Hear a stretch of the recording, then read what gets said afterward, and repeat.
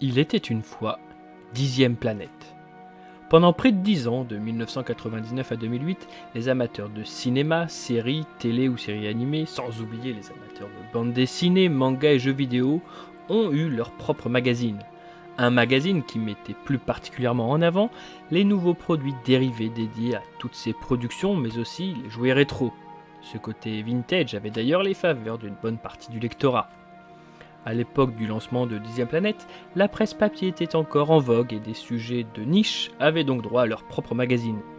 L'éditeur, Histoire et Collection, basé à Paris, en proposait une ribambelle, en plus de son titre phare qui était Red. Citons entre autres Automobilia, Vae Victis, Steel Masters ou encore Militoys. 10e planète était toutefois un ovni dans cette collection et allait devoir s'imposer.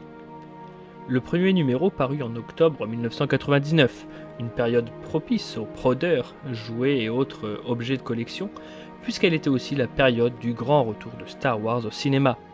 Si l'épisode 1, La menace fantôme, était sorti aux États-Unis le 19 mai 1999, il fallut en effet attendre le 13 octobre pour qu'il débarque dans les salles obscures françaises, soit 5 mois plus tard. Un phénomène inimaginable dans la société mondialisée et très impatiente d'aujourd'hui. Rappelons même que les épisodes 7, 8 et 9 de la saga sont sortis en France 2 jours avant les États-Unis. Le numéro 1 de 10e planète, donc, logiquement, proposait un grand dossier sur la saga de George Lucas, dévoilant les nouveaux personnages et les nouveaux vaisseaux, mais n'oubliant pas, bien sûr, ceux qui avaient émerveillé les fans depuis 1977. Le nom d'Erwan Le Vexier était omniprésent dans le sommaire et le journaliste deviendrait vite, à juste titre, le rédacteur en chef du magazine. Parmi les autres grands noms de 10e planète, citons celui de Jean-Marc Deschamps, plus connu sous le nom du Professeur Kelp, et qui, tous les 2 mois, le magazine ayant un rythme de parution bimensuel, proposait de réparer un jouet et de nous en montrer les différentes étapes de la restauration. Pour la petite anecdote, mon frère et moi avons eu, à 3 ans d'intervalle, la chance d'effectuer un stage chez Histoire et Collection durant notre année de 4e, au collège, stage permettant de rencontrer les contributeurs de chaque magazine de la boîte, dont 10e planète, notre favori, bien sûr. J'eus ainsi l'occasion d'accompagner brièvement Erwan Le Vexier, mais aussi d'être ausculté par le stéthoscope du professeur Kelp. Sa rubrique était l'une des plus populaires, mais l'on en trouvait d'autres, naturellement. Goodies but oldies pour les jouets anciens, à vous de jouer pour les figurines customisées, et faux pour dénoncer les contrefaçons. Un premier logo fut utilisé pour les 2 premiers numéros, mais changea dès le numéro 3.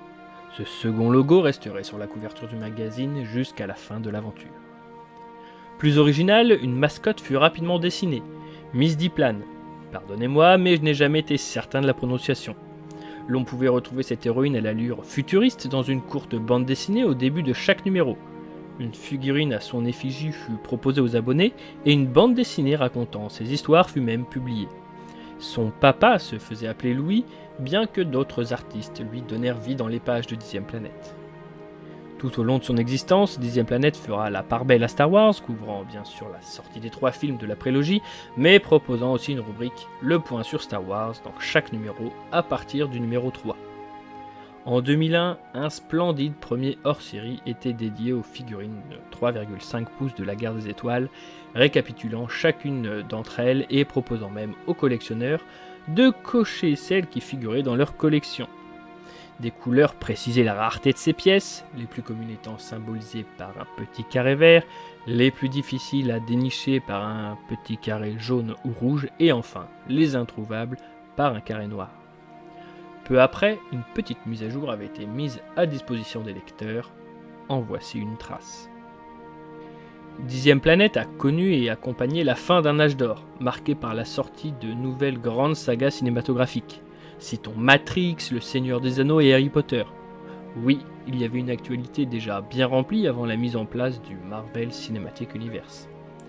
D'ailleurs, Marvel et DC Comics n'étaient pas oubliés par 10e planète, leurs films et leurs bandes dessinées sortant toujours fréquemment.